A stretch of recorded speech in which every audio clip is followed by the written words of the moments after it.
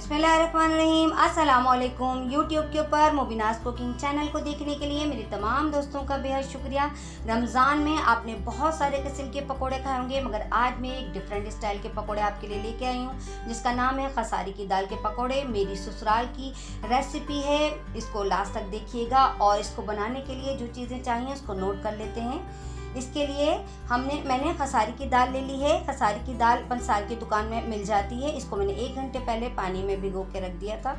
मैंने 1 कप के करीब दाल ली है और 3 हरी मिर्चें मैंने चॉप कर ली हैं। 1 टीस्पून नमक, 1 टीस्पून जीरा, 1 टीस्पून लहसुन पेस्ट, 1 टेबल स्पून कुटी मिर्चें, हाफ टीस्पून हल्दी पाउडर, ये ऑप्शनल है, 1 प्याली हरा धनिया और 1 दरमियान साइज की प्याज, और ये मैंने स्लाइस कट कर ली है। और 2 टेबल स्पून ऑयल का मैं इस्तेमाल करूँगी। आइए इसको बनाना स्टार्ट करते हैं। सबसे पहले मैं दाल को मशीन की मदद से मोटा मोटा पीस लूँगी। इसको हम बिल्कुल बारीक फाइन पेस्ट नहीं बनाते हैं। अगर आप ये सिल पे पीस लें तो ये बहुत ही मज़ेदार बनेगी, क्योंकि मेरी सास जो है वो इसको सिल पे पीस के बनाती हैं, मगर मैं इसको मशीन की जल्दी की वजह से इसको मोटा मोटा मशीन की मदद से पीस रही हूँ।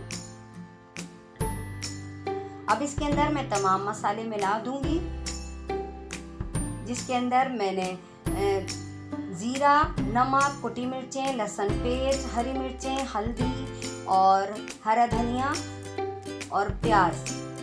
इसमें मैं ऑयल भी शामिल करूंगी, मगर ऑयल उस वक्त शामिल करूंगी जब मैं पकाने लगूंगी। उस वक्त मैं ऑयल में इसलिए शामिल करती हूँ कि ये फिर क्रिस्पी सी बनती हैं।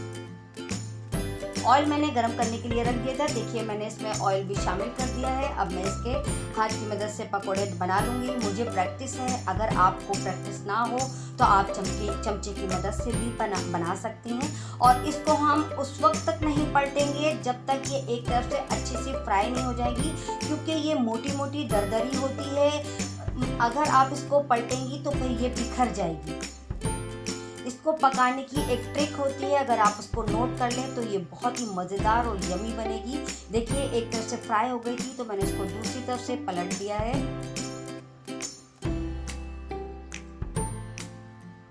जब ये अच्छी तरीके से फ्राई हो जाएगी, मैं इसको मीडियम फ्लेम पे फ्राई करूँगी। बहुत ज़्यादा तेज़ नहीं करेंगी, क्योंकि ये दाल होती है तो इसको कुक होने में थोड़ा सा टाइम लगता है। और हम इसको कुरकुरी ये बनती हैं।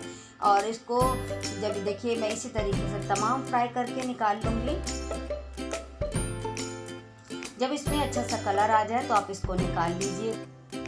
खसारी की दाल के पकोड़े बनके तैयार हैं। ज़बरदस्त से कुरकुरे से आप इसको चटनी और केचप के साथ सर्व कर सकते हैं। दोस्तों, अगर आपको मेरी रेसिपी पसंद आए तो मेरे चैनल को ज़रूर सब्सक्राइब करिए। बेल आइकन को दबाना हरगिज़ मत भूलिए, ताकि हर आने वाली नई रेसिपी का नोटिफिकेशन सबसे पहले आपको पहुँचे। और मेरी रेसिपी को देखने के लिए थैंक्स फॉर वॉचिंग। अल्लाह हाफिज़।